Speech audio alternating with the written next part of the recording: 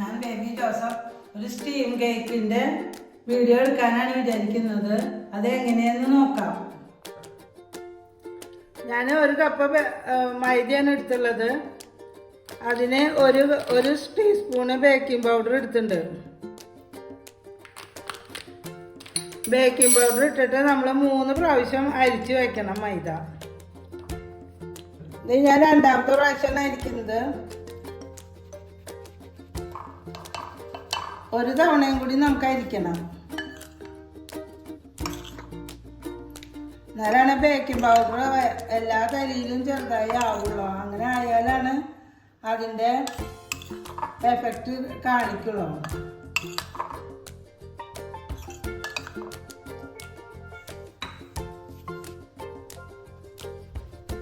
മൂന്നാമത്തെ പ്രാവശ്യമാണ് ഞാൻ അരിക്കുന്നത്. ഇനി നമ്മൾ ഒരു കപ്പ് പഞ്ചസാര മിക്സിയിലാണ് നമ്മളിത് മിക്സ് ചെയ്യുന്നത്. അപ്പോൾ ഒരു കപ്പ് പഞ്ചസാരയും 3 ഏലക്കായ പൊടിച്ച് വെച്ചതാണ് ഞാൻ ഇതിൻ്റെ കൂട്ടത്തിൽ.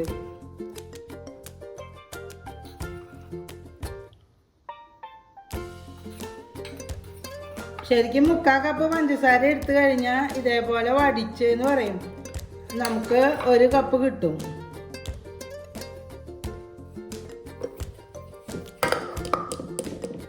ഇനി നമ്മൾ ഇതിലേക്ക് 3 മുട്ട ചേർക്കുന്നുണ്ട്.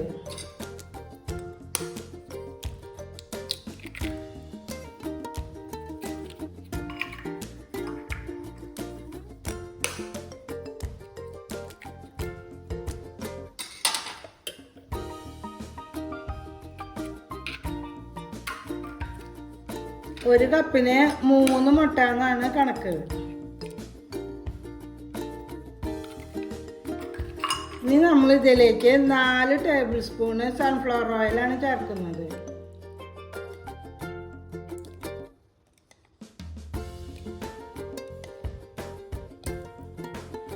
എടുത്തപ്പോൾ കുറച്ച് കുറവുണ്ട്, അപ്പോൾ ഒരു തരിയും കൂടി വയ്ക്കാം. ഇതിലേക്ക് വാനില എസൻസ്, ഒരു ചെറിയ ടീസ്പൂണ് വാനില എസൻസ് ചേർക്കണം.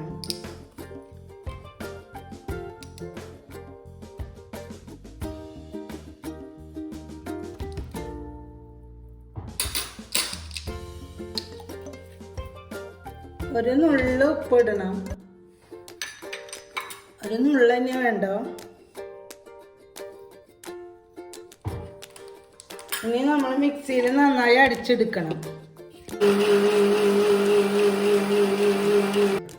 മിക്സിയിൽ അടിച്ച മിക്സ് ഞാൻ ഒരു ബൗളിലേക്ക് ഒഴിക്കുകയാണ്.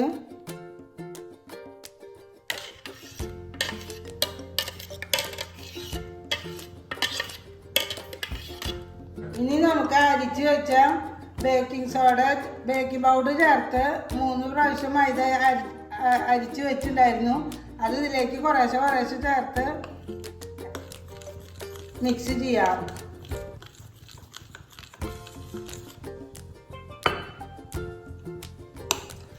അത് നമ്മൾ മിക്സിയിൽ വെച്ച് ചെയ്യില്ല, ഇങ്ങനെ കുറച്ചിട്ട് കൈകൊണ്ട് തന്നെ ചെയ്യണം.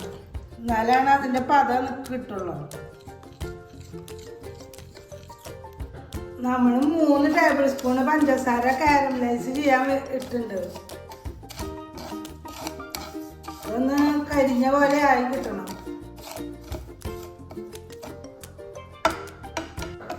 നമ്മുടെ പഞ്ചസാര കരിഞ്ഞു. ഇനി നമുക്ക് ഇതിലേക്ക് കുറച്ച് വെള്ളം ഒഴിക്കാം.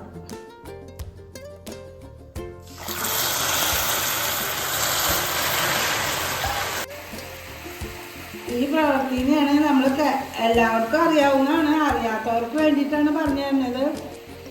നമ്മൾ ഇങ്ങനെ പഞ്ചസാര കരിച്ച് വെള്ളം ഒഴിച്ച് ലിക്വിഡാക്കി എടുക്കുന്നതിനാണ് കാരമലൈസ് ചെയ്യാന്ന് പറയാം.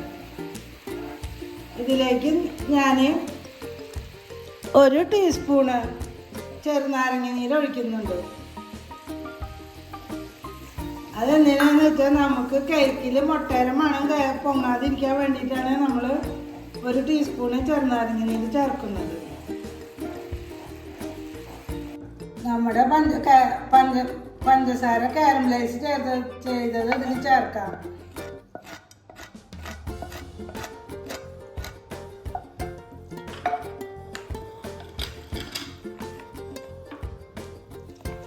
അതിൻ്റെ കൂടെ ഞാൻ ചെറുനാരങ്ങ നീര് ചേർത്ത കാരണം ആ മുട്ടയുടെ ഒരു മണം ഉണ്ടാവില്ല.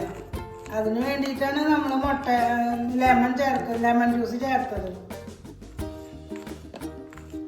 ഞാനൊരു A4 ഷീറ്റ് എടുത്തിട്ടുണ്ട്.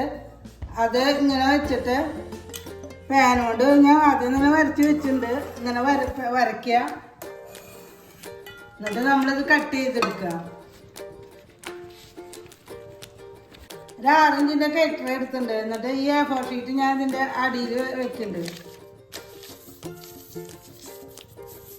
എന്നിട്ട് കുറച്ച് ബട്ടർ നന്നായിട്ട് സൈഡിലും അതിൻ്റെ അടിയിലൊക്കെ തേക്കുന്നുണ്ട്.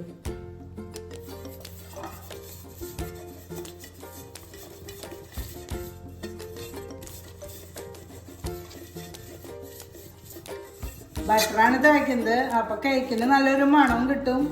ഇത് വിട്ട് ഒട്ടി പിടിക്കാതിരിക്കാൻ വേണ്ടിയിട്ടാണ് ഞാൻ ചെയ്യുന്നത്.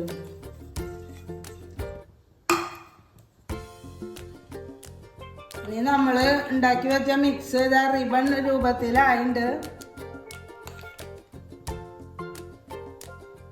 ഈ പരുവാണ് ആവേണ്ടത്. ഇത് ഞാൻ ഇതിൽ കേക്ക് ട്രേയിലേക്ക് ഒഴിക്കുകയാണ്.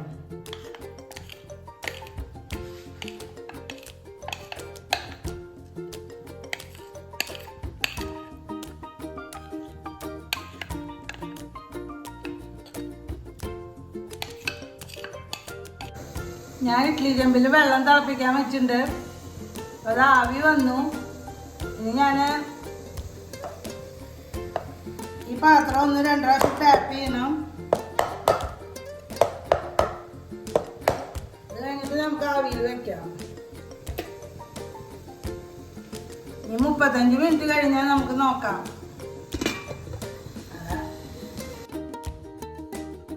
35 മിനിറ്റായി.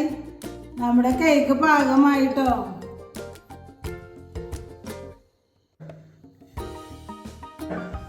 ഞാൻ ഉണ്ടാക്കിയ കേക്ക് നിങ്ങൾക്ക് ഇഷ്ടമായെങ്കിൽ ലൈക്ക് ചെയ്യണം, ഷെയർ ചെയ്യണം, സബ്സ്ക്രൈബ് ചെയ്യണം. Thank you.